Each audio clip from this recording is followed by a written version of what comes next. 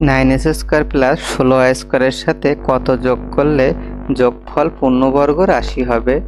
আমরা রাশিটি লিখব 9s² প্লাস 16y²। 9s² কে আমরা লিখতে পারি 3x এর হোল স্কয়ার এবং 16y² কে লিখতে পারি 4y এর হোল স্কয়ার। এখন আমরা a² plus 2ab plus b² এর সূত্র যদি লিখি তাহলে মাঝখানে প্লাস 2 ইন্টু a হলো 3x ইন্টু b হলো 4y। তাহলে এখান থেকে আমরা লিখতে পারি 3x প্লাস 4y এর হোল স্কয়ার অর্থাৎ a প্লাস b এর হোল স্কয়ার, যেটা একটা পূর্ণবর্গ রাশি।